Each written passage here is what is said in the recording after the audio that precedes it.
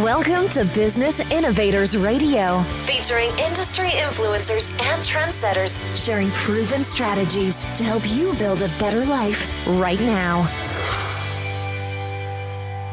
Hi, everyone. This is Tammy Patzer, and I'm really excited to introduce today's guest, Marc Guberti. He is a USA Today and Wall Street Journal bestselling author with more than 100,000 students in more than 180 countries enrolled in his online courses. He's the host of the Breakthrough Success podcast and radio show where listeners learn to achieve their breakthroughs. He coaches content creators on how they can attract more traffic to their content and boost revenue. And coming up in January, he's actually coming to Florida, where I live, to show people how to become, listen to this, six-figure authors. And one thing about Marc that I think is really fascinating is that he is such a success at a very young age, and he's actually been an online mentor since he's 11 years old. And I'm not sure how old you are now, Marc, but I imagine about, 20? 21 right now. 21. So this is really exciting for me because obviously I'm not 21 anymore, but I sure wish I was. So tell me more about how people can become six-figure authors. There's definitely a lot of different ways to achieve that goal. It's not like you sell like all of your books and you make six figures. Like there are some people who do that, and one of the authors who's joining me, because it's me and two fellow authors, one of them uses Amazon ads to make six figures just from his books. So like being able to like invest money into the marketing for your book, because it's not about writing a great book. It's about having a ton of marketing behind the book. So being able to market your book with something like Amazon ads, promoting it to your audience, being able to get reviews is really important. But there are also a lot more people who they don't make six figures from the book royalty sales. They make six figures because maybe they sell a few hundred copies of their books, and then some of those people become clients. So we have the approach where let's sell as many books as possible. The books alone get us there. But then we have the approach where we include affiliate links in the book, because in a Kindle book and an ebook, people can click the links. In my books, I include one of my virtual summits. I include a place where people could book a strategy call with me. So you could get someone who buys your book for like $3, and then like they read that book, and later on they're investing like $300, $400, $500 a month in you because they're one of your clients. So book sales, and what can you do inside of the pages of your book to make more money as well? That's a really good tip, because I actually wrote a book called Beyond the Bestseller, because what I found when I was working with all of my different clients, which were women, they said after they became the bestseller, what's next? So let's take a little deeper dive and talk about the actual marketing of the book, because I think that's where most people get lost. They think, oh, I've written this great book, and then crickets, and they don't spend any money on marketing. And I think that that's important. So if you're going to be writing a book to help your business, and like you said, the book could either be to help you to get on more stages as a speaker, and then like your co-author or the person you're doing the event with, he actually uses ads on Amazon. And then you just said about putting these links inside the Kindle. How hard is it to create a book that is helping you to market your business? And how do you put those links in the book? Is it difficult? I mean, the goal of a book is to build a know, like, and trust. And if someone's reading through your whole book, like at the New Media Summit, where we were both a part of, a lot of people picked up YouTube Decoded. And I've been getting emails back from people saying like, hey, I loved your book. Your book's helping me in this kind of way. And that's not the kind of response you normally get if it's just like a blog post. So people are really getting to understand the value that I can provide through reading that book. And then like in the book, I sprinkle in the fact that I'm a coach. So like one of my clients, for instance, I'll talk about a client story at some point in the book because it tells people that, hey, I coach people on this stuff. At the end of the book, I have the call to action where if they want to book a strategy call with me, they can do that. In regards to links, like anytime I mention a resource, like if I mention something like Skillshare, who's one of the sponsors for Breakthrough Success, I'll say pick up your free 2 months with the code Breakthrough, and I'll put a link in the books. Like the word Skillshare is hyperlinked. So when people click on the word Skillshare, they go to that link. And I do this for the resources that I mentioned in my Kindle book. So I'd say it's not too hard to do the links. And then it's just a matter of being able to really give your readers a great experience and have those call to actions at the end. I actually got your book, The YouTube Decoded, and to tell you the truth, I read your book, and I to be honest, I don't always read every book I pick up, but because it was something of interest, and again, YouTube Decoded is a very good book. Tell me, out of all the people that have contacted you, do they write reviews for you? And if so, that's great. But how do you get people to actually write reviews and put them on Amazon or put them in a place where they can actually benefit you? Well, in the books, it is good to say at the end, like if you enjoyed this book, leave a review. I'm not sure if I did that with YouTube Decoded. I've done that with some of my past books, but like in your case, like if someone reaches out, tells me they enjoyed the book, I will ask like, hey, can you leave a review for the book? And another thing I do want to, it's just reaching out to people. If they say they liked your book, it's a good opportunity to reach out. One of the things I've seen people do, there's this book called like the One Page Marketing Plan. It's got like over 1,000 reviews. They reached out to me and said, we'll give you a free copy of the book if you leave a review. And the reason they found me was because I had been leaving reviews for other books and leaving my information, like my website, so they could figure out where to contact me. So if you don't have any kind of network yet, you can look at books in your niche that have hundreds of reviews already and dig through the reviewers who leave their information, like email address, website, and reach out to those people telling them about your book. And it's not that much of an investment to send a book over, depending on the size. One thing I do want to mention, I know you read the book YouTube Decoded. That book was short on purpose. It's like maybe 100 pages with a ton of worksheets in there, but like there are books that the reason you mentioned a great point, we don't read all the books we get, is because so many people think you have to write a 200-page book. I only have like 2 of those out of all the books I've written. They're like a 200-page book is really hard to get through, but like an 80 to 90-page book, not as hard to get through. That's really a good piece of advice, and also the information about how to find people who to review your book. That's a really good piece of advice for everybody listening. So you're going to be in Florida, in Jansen Beach in January. And can you tell me more about what people can expect to learn from this event that you're putting on? So I'm putting this event together with 2 other authors. We all bring a lot of skill sets to the table, and it's pretty much going to be, if you want to make 6 figures with your book, this is going to be an event that helps you big time. We give you all the knowledge. We like guide you along the process. I know there are like a bunch of training courses that promise something similar, but we are actually with you at the venue, which is a beachfront property. And we are able to guide you through the process. So instead of like a ton of videos like telling you what to do and then you do it, it's like, hey, Joe, I see your book's on this.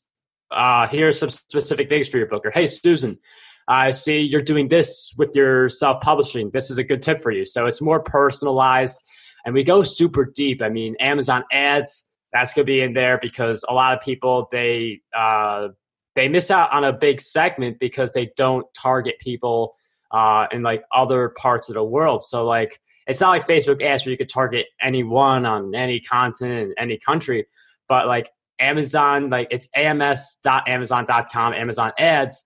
But if you got to create accounts for like the UK, for Germany, for like all these other places, so you could target those readers who aren't in your home country. And that is a really great opportunity to leverage Amazon ads. So that's just one of the things we also talk about, using a book to fuel your business, because like in the case I mentioned, you get someone to buy your $3 book, then someone becomes your client.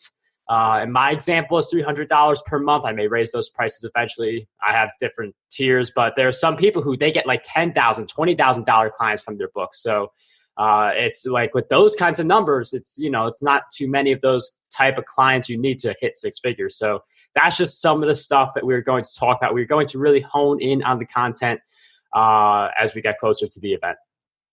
So at this event that you're putting on, it's actually more of when people are coming, it's more like a workshop. They're actually going to be doing hands-on, working on their individual projects. We're piecing that together. There's going to be some of a workshop element. There's going to be some of a masterminding element, because we want it to be a incredible experience for all the people involved, where not only do they enjoy themselves to get a ton of knowledge, but they actually leave us something impactful, and they leave like being able to take action instead of just going through another training course. And like only 3% of people who go through training courses actually do the work. Well, and I know you have a lot of experience with that, because if you've had all of those courses on Udemy, which is a educational platform, I'm sure you have a lot of statistics on how many people do the work. So what would you say for people who are thinking about using a book for their business? And again, I'm talking from the frame of not a book of poetry or a fiction novel, but a business type book, so that you can use it. Say you're a coach or you're somebody with a brick and mortar business. What type of book, if you're going to start, would you suggest they start with? It's definitely different for a lot of people. I would definitely say start a book that kind of aligns with the things you're already offering. That's a good place I would start. So if you offer like some training course on a topic, create a book on it. If you offer like products, like physical products, offer a book that kind of relates to those products. So I would look at your existing core business and write a book that complements it. So it is a very case-by-case basis. If you have multiple topics that work, like let's say you have multiple offers, at that point you could go through Amazon. There's a great tool called KDP Rocket. Now I believe it's called Publisher Rocket, which will show you like the popularity of a keyword. So if you have two different topics and you are equally fine with writing a book on one or the other, look on Amazon, see which of those two keywords are more popular and have like, high demand, but not as much competition, because there is that mixed element also. You don't want to pick a high demand thing that also has too much competition. Find the best keyword using that tool, and then I would write the book on that. So how important is becoming a bestseller with your Amazon books? I know there's a lot of controversy on that, and some people say, yeah, it's important to have a bestseller. Other people say, no, it's not. Being an author is good enough. What's your opinion on that? I think there are so many, like if you look at the top speakers, the ones who are getting paid the most, almost all of them have a best-selling book.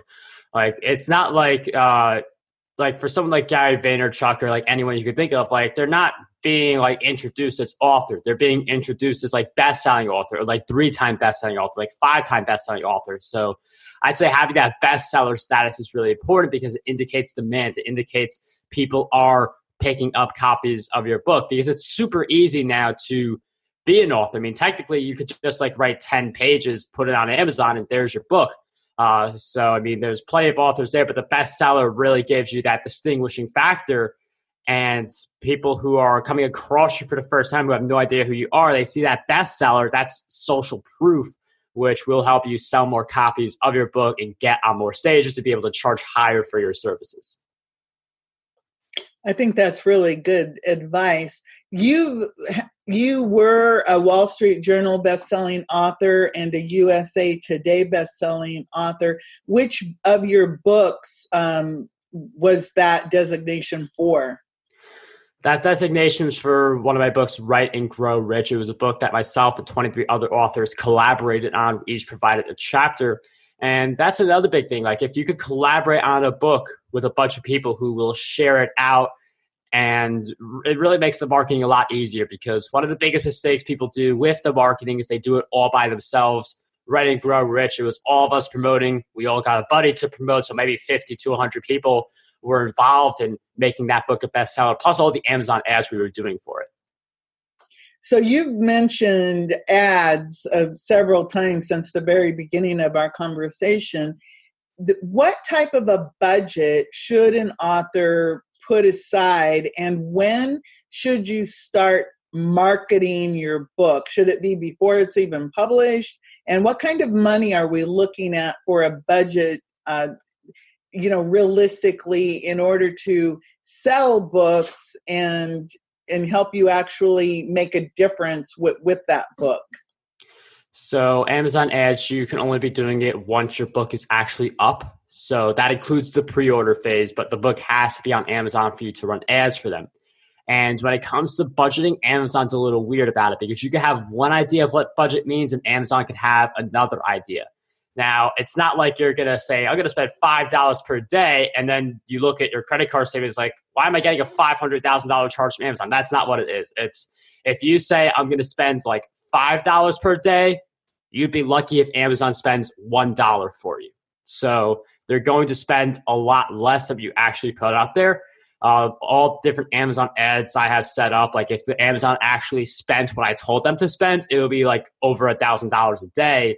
But even though I have all that different ads up, I tell Amazon you can spend this much money. Like it's only like maybe $5 that they spend a day. So like it's a very like beginner friendly platform in the sense where you're not going to be spending a ton of money on it, even if you set super high budgets.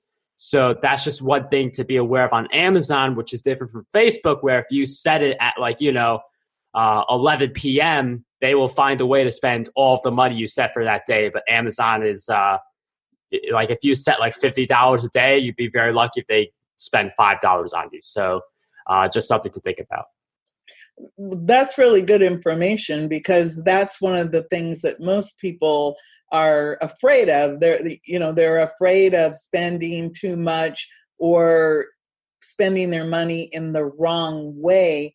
So can you talk a little bit about how Amazon ads work? I have seen books in a listing where it'll say sponsored. So I take it that those are the books that have ads running for them.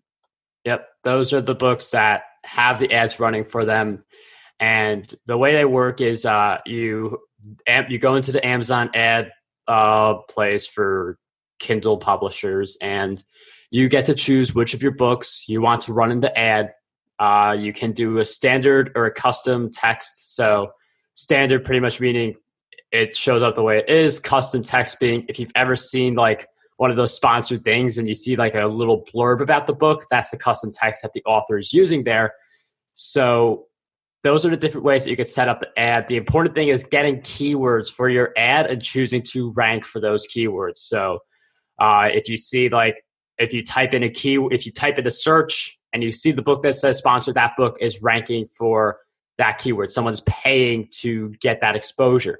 Now, the cool thing about Amazon is you don't pay for impressions. You only pay when someone actually clicks. So 1 million people could see it, but then no one clicks and you don't pay anything. So that is a fascinating thing about Amazon. You do set a cost per click for your ads anywhere. I mean, it depends on the price of your book. The more expensive your book is, the more margin you have. But it's different for each keyword. For some, like $1 per click isn't enough. And then like for a book that you're making $2 on, do you really want to run that keyword? Because you would have to make a sale 50% of the time, which is a really high number. Or can you find the keyword that maybe you do 25 cents or 50 cents on, or maybe a little higher than that, you get a higher return, like a higher percentage of people turning into sales. So it is looking at each individual keyword to see like where, like which ones are the best sales and which ones are your money pits, because sometimes you don't have a bad ad, you just have a bad keyword within your set. So there's a lot of information. It's just like any type of search engine optimization related to keywords. You have to do that research and know exactly what's going on. So is that something that you help people with? Is that part of your services? Or tell me more about the services that you provide when you work with people.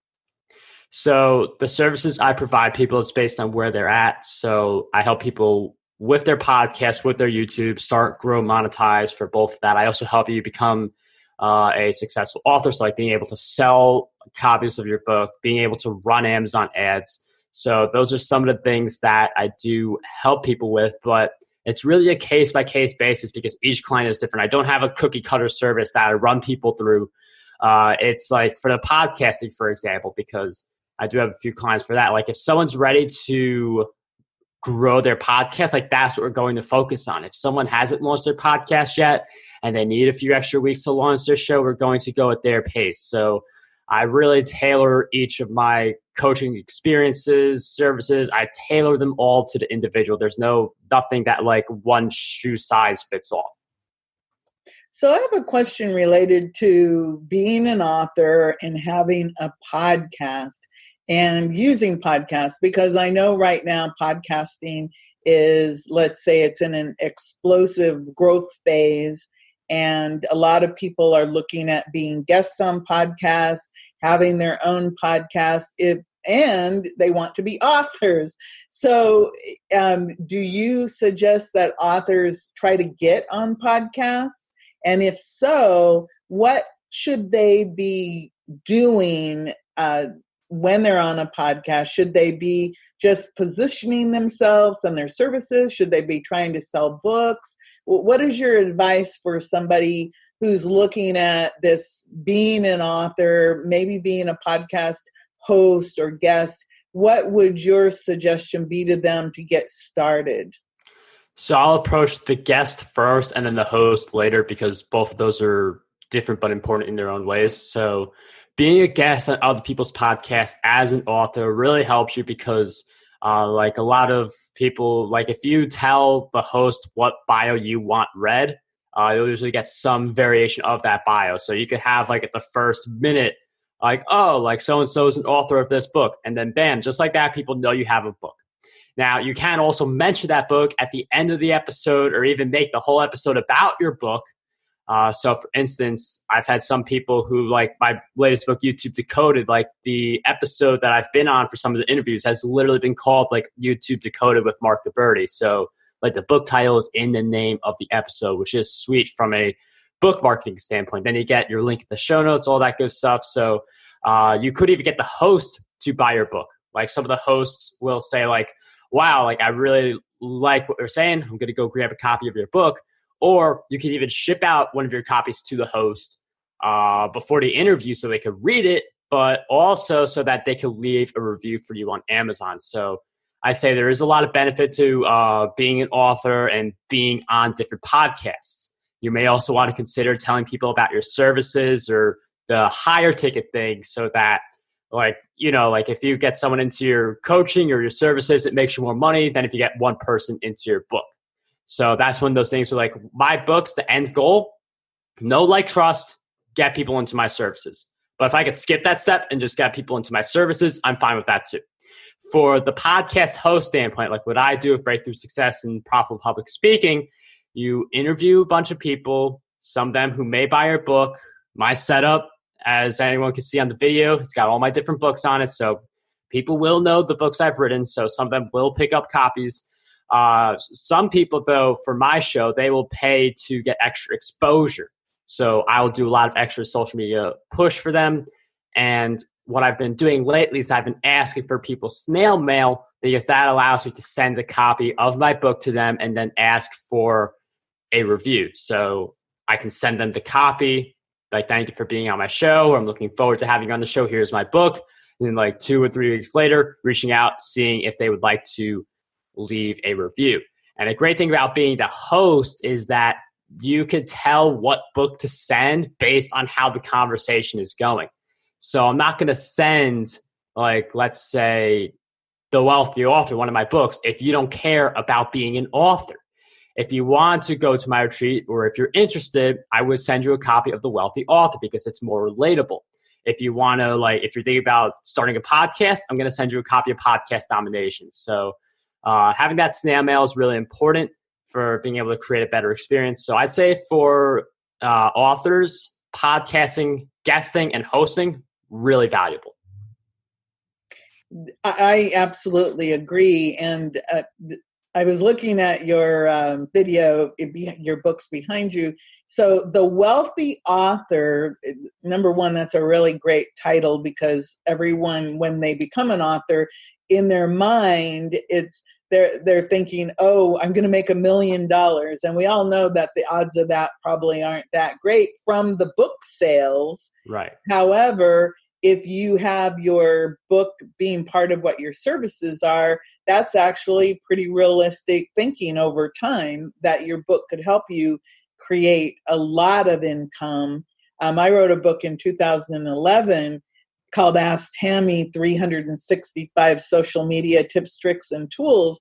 And I can say that book has probably made me more than $500,000 just because it helped to put me and position me as somebody who had some expertise. So I really think that that's something that's true. So your retreat that's coming up in January, you're just in the planning stages now, I take it.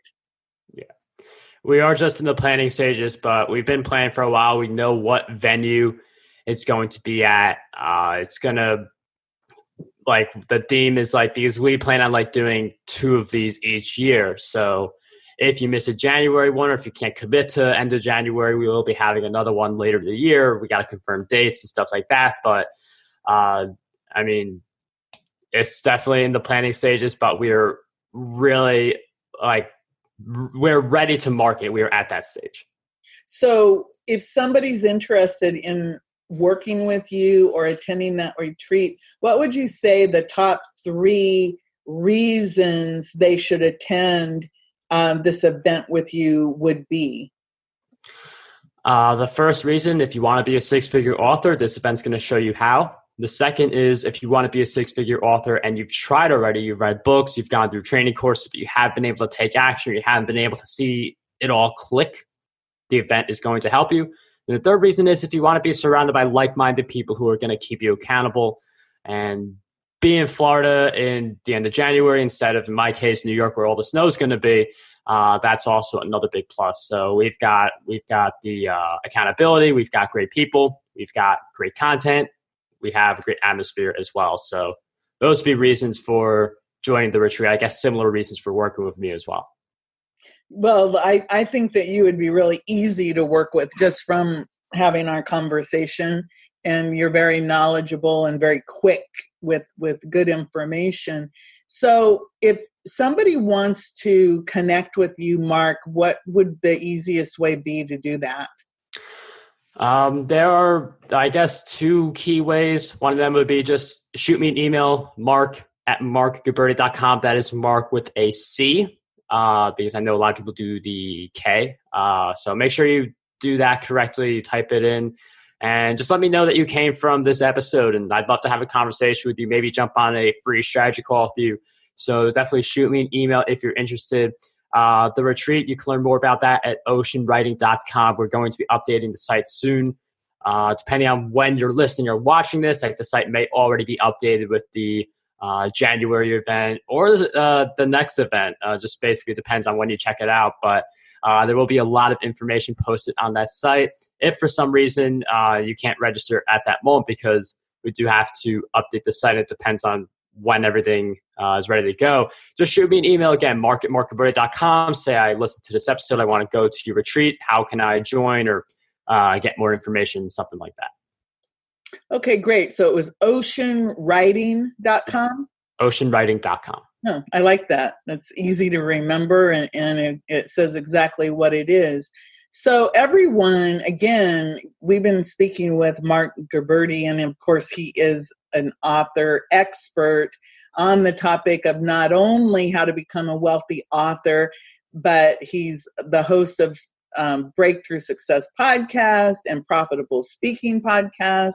And he, of course, is the author of YouTube Decoded. And he also knows a lot about content marketing and repurposing. So everything that Marc has in his background is something that all of us need today.